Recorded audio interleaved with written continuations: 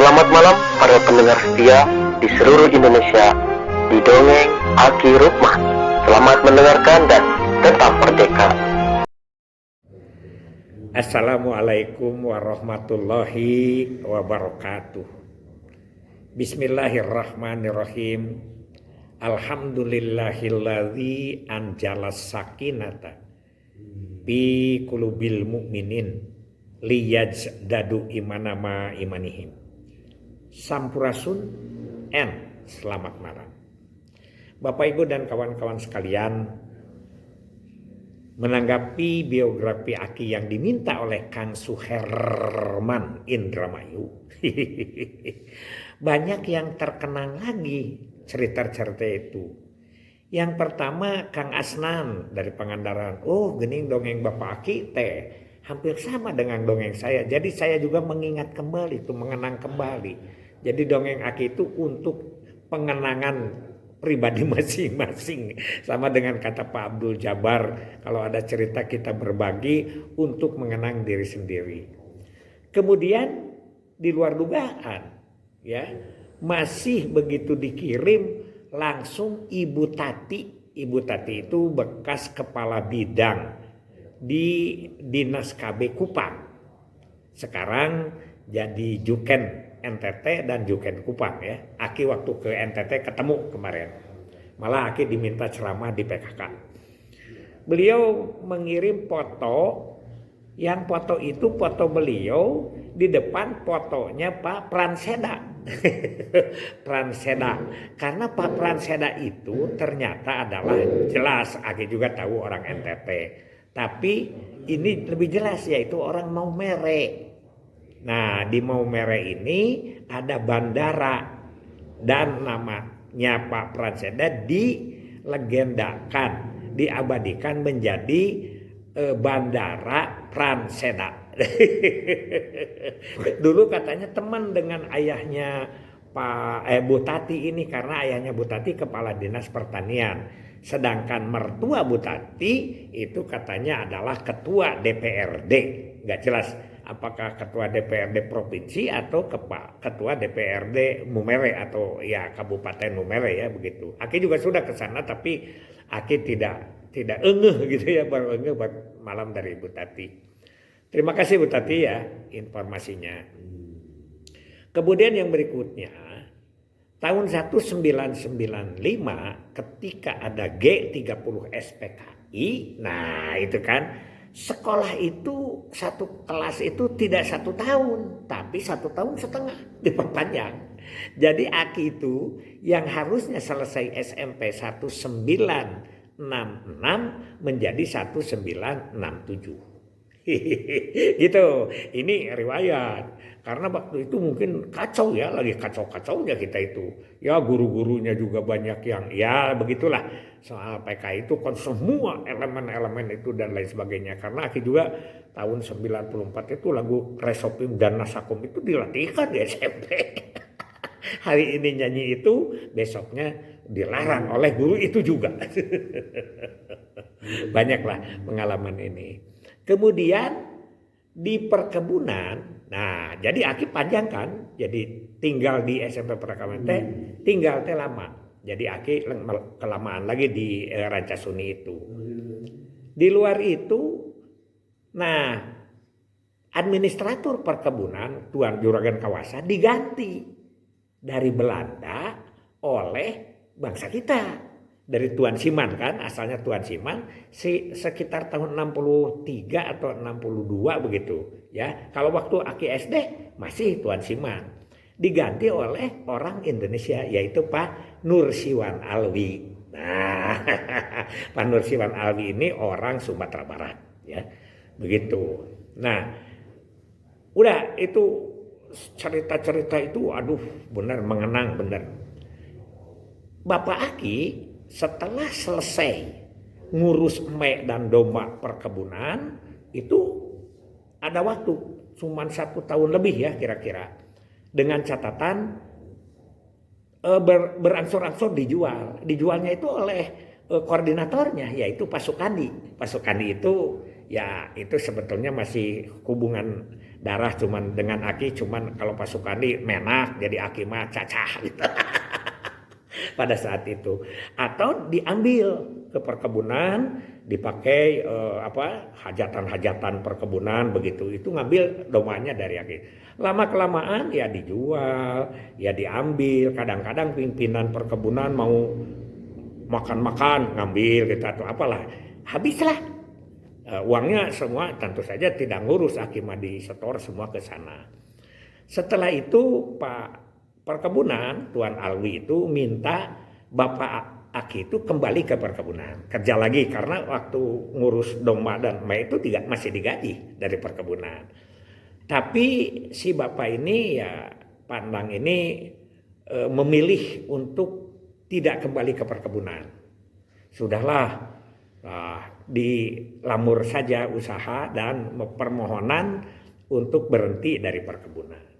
Nah begitu berhenti dari perkebunan nggak ada hitung-hitungan, nggak ada surat pesangon atau apa gitu nggak ada, atau gaji apa nggak ada lah. Perkebunan itu begitu dari dulu ya, kejam, kejam. Nah tapi terus saja bahwa hubungan dan perkebunan bagus, tapi yang jelas kan sekarang pensiunan perkebunan juga kecil ya. Karena itulah beda dengan pensiunan PNS. Sudah ceritanya putus saja kerja itu. Bapak itu sudah bukan jadi karyawan Rancasuni lagi. Aki masih tetap di sana karena semakin panjang sekolah. Tiba-tiba ini ada kejadian aneh ya. Aneh bin ajaib. Satu malam Aki sedang lupa tanggalnya. Satu malam sedang nonton badminton. Karena badminton itu lapang Rancasuni itu di dekat rumah kakak. Nah, depannya masjid besar Rancasuni, seberangnya itu ada badminton di situ dan dekat rumah kakak. Aki suka nonton rame badminton sampai larut malam. Kadang-kadang sampai jam 11, 12 begitu. Nah, lagi kakak Aki nggak nonton karena istrinya sakit di rumah, tapi nempel kan gitu nempel. Aki mah diam aja. Tiba-tiba kira-kira jam 10-an lah begitu. Aki lagi nonton, ada 2 orang keamanan Rancasuni. Yaitu Pak Cantaka dan Ati Huta. Itu bukan orang Sunda. Tapi menjadi keamanan Pak Ati Huta ini orang Maluku kalau tidak salah. Nah Aki dipanggil ke tempat yang agak jauh. Man sini. Cek Pak Ati Huta teh. Aki tiba-tiba Aki kamu ikut saya sekarang. Diculik Aki. Ditangkap. Dibawa ke pos Hansip. Yaitu yang di atas. Yang dekat mes. Tempat mes Rancasuni yang di atas kan. Begitu bagus pemandangan kalau melihat dari situ. Kemudian itu kan tempat Aki latihan kesenian di situ. Nah ini seberangnya ada pos Hansip. Aki di situ. Disimpan, ditungguin oleh 2 orang Hansip termasuk Ati Huta ada dan Cantaka di situ. Kenapa? Karena mungkin takut Aki kabur atau apa. Aki nanya apa? Enggak, ini perintah dari Pak ADM. Gitu aja. Si kakak tuh jam 11 setengah 12 ngejar ke Aki, datang ke sana. Ada apa? Pak, ya anak saya begini gitu. Adik saya gitu lah, disebutkan gitu. Kata kakak saya. Enggak, kamu jangan urusan. Ini urusannya pribadi Pak ADM dengan bapaknya Maman. Gitu. Wah luar biasa ini. Kejam. Kakak Aki nggak bisa berbuat apa-apa. Karena apa? Karena melawan ADM. Kalau kamu mau melawan ADM, silakan aja keluar dari Rancasuni juga. Gitu. Tegas si Ati Huta dengan Cantaka itu. Aki nggak apa-apa sih. Kalau Aki sudah gede mah dilawan lah, gelut gitu. Karena kasar, bukan apa-apa karena kasar. Dia pulang memberitahu paman yang jadi ketua Hansip juga di situ, paman Mang Ading. Tiba-tiba Mang Ading datang ke atas. Jadi Kang Tata tidak bisa mengantar, ditungguin sama Mang Ading di situ. Jam kira-kira setengah 2 atau jam 1 malam ada mobil yang mengangkut teh ke Bandung. Itu berangkatnya jam 2 malam. Nah Aki ikut ke situ. ikutnya ke situ itu karena sudah diusir teh ya, Mang Ading dan Aki itu di atas. Bayangkan saja kan, lewat Patengan, lewat ke situ ke hutan. Datang kira-kira jam 4 kurang ya, jam 4 kurang. Begitu datang, dibangunkan, ada apa? Kata Bapak Aki itu ya. Terus diceritakan sama Mang Ading bahwa diusir. Waduh, itu Bapak marahnya luar biasa, sumpah serapah. Bahkan Mang Ading nanya, ini teh ada apa Kang? Kak, dan nyebut teh kakak. Ada apa cenah ieu teh memanteh? Teg aja Bapak itu ya, bahwa sebelumnya kemarin 2 hari yang lalu, nah si ini tuh si siapa? Si supirnya Pak ADM ini datang dan disuruh oleh Pak ADM, suruhannya itu padahal sudah tidak ada hubungan kerja kan, sudah bukan atasan lagi, menyuruh hal-hal yang tidak senonoh, menyuruh hal-hal dan mengajak maksiat. Ditolak sama Bapak Aki itu, dan mungkin karena Bapak Aki agak sedikit emosional juga, mungkin ngomongnya agak sedikit kurang bagus, bilang bahwa saya bukan atasannya, terus pada tidak sopan dan lain sebagainya. Nah ini disampaikan ke Pak Albi itu. Nah mungkin itu yang menjadi merasa dia berkuasa, atulah. Iya mah pemimpin perkebunan mah sombong-sombong. Sudahlah, itu ceritanya. Sudah gitu, Ding sok si Mang suruh pulang, kemudian Bapak ada. Nah besoknya dia pagi-pagi sudah tidak ada, sekalian bari belanja ke pasar, pulangnya siang. Nah balang siang begini, hari itu kalau tidak salah hari Selasa atau hari apalah, pokoknya mah nanti cenah kita Rebo ke sana. Jadi hari Rabu, kenapa? Kalau marah itu kan sekarang aja didodong. Nah itu orang tua dulu itu begitu ya. Nanti cenah kita Rebo ke sana. Jadi beliau tidak tahu, ngajak Aki ikut ke sana. Sore-sore di rumahnya itu Pak Alwi itu lagi makan goreng sampo dengan apa itu coklat keju dengan apa tidak tahulah. Dan tidak kelihatan, gotong datang. Dan itu daknya tidak ada itu hansip di situ yang jaga. Tidak ada pembantu yang jaga, sendirian aja. Langsung gitu dari mulai enang karena gitu kata itu ya, kata si ADM itu. Jangan enang-enang. Langsung emosional Bapak, langsung ditunjuk-tunjuk. Hei, apa kamu berbuat ke anak saya? Ini memang perkebunan ini keturunan, warisan dari keturunanmu. Sebelum kamu di sini, saya dulu yang ngajak ngebur melaknamu. Wah, langsung marah luar biasa. Dia sampai kaget. Nang, sabar, nang, jangan sabar, ya. Wajar enggak anak kecil ditangkap, disuruh diusir. Kalau berani dengan ayo kita berdiri sih. Berdiri, sudah tidak nyebut sopan lagi sampai keluar itu kebun binatangnya. Tapi tidak melawan itu. Dan ketika mau dipukul sama ayah Aki itu, ya, Aki dipegang, jangan bapak dipegang. Aki, tidak ada orang yang datang. Nah itulah ya, Aki percaya bahwa keleluasaan untuk membalas itu lowong, biasanya tidak begitu. Di mes itu banyak orang biasanya. Kemudian lama-kelamaan karena ada gelas atau piring yang pecahkan oleh Bapak Aki, gitu. Ada orang masuk, sekarang tukang kebun tidak berani melerai, apalagi melawan ke Bapak Akinya, karena Bapak tahu Bapak Aki itu adalah guru silat. Mungkin dia lari, kemudian datanglah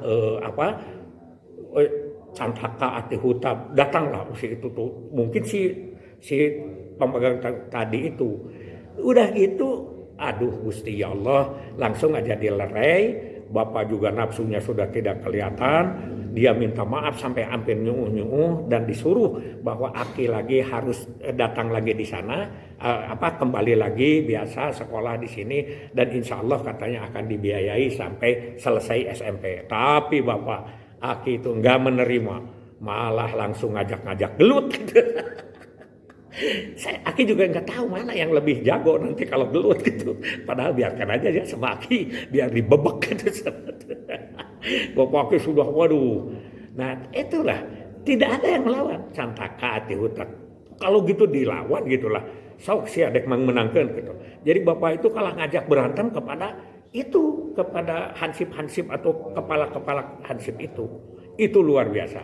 Akhirnya Aki pulang salaman dan minta segera Aki kembali lagi di Raja Suni. Tapi kata bapak sakit hati bapak Aki itu. Jangan. Akhirnya Aki punya teman sekelas di SMP itu, si Pendi namanya Pak Pendi, yaitu orang Ranca, anaknya Pak Anwar. Jadi Aki pindah dari Ranca sekolah itu. Ranca kan sekarang masuk ke desa Ranca, sekarang desa apa namanya itu. Nah, masuk ke situ. Jadi tiap hari tinggal 3-4 bulan lagi ke ujian itu. Begitu numpang di orang. Tentu saja Bapak yang tapi Pak Anwar itu tidak mau dibayar, tidak mau bekal beras. Paling-paling kalau dari Ciwidey Aki bawa asin dan lain sebagainya. Terus sekolah. Alhamdulillah sampai selesai. Dengan stipendi ini ada cerita. Ternyata Aki setelah jadi kepala BKKBN Pandeglang, kalau dengan Bu Mamar itu ya, kepala BKKBN Ciamis ketemu dengan Bu Mamar, kalau ini ketemu dengan si Pendi di Pandeglang. Temu itu dia guru, jadi guru di mana? Yaitu di Cigelis, bukan di Cigelis, di Cikesik kan daerah selatan dekat ke Baduy. Ketika ketemu dia guru. Nah, pada saat itu Aki titipkan ke kepala dinas pendidikan, minta layak nggak dia jadi kepala sekolah. Akhirnya diikutkan tes, alhamdulillah Pendi bisa jadi kepala sekolah. Sampai sekarang nggak ketemu lagi. Itulah riwayat Aki dan akhirnya selesailah Aki di SMP. Begitulah petualangan Aki hanya untuk menyelesaikan SMP itu dramatis sekali. Kata Pak Abdul Jabar, kalau ada orang-orang singlah dongeng seperti Pak Rukman biar kita juga terinspirasi lagi untuk mengingat kehidupan yang lalu. Itu dari Aki dan mungkin masih ada pertanyaan berikutnya bagaimana. Kang Suherman tetap penasaran terus. Mudah-mudahan sehat semua ya. Hasbunallahu wa ni'mal wakil, ni'mal maula wa ni'man nasir. Wassalamualaikum warahmatullahi wabarakatuh.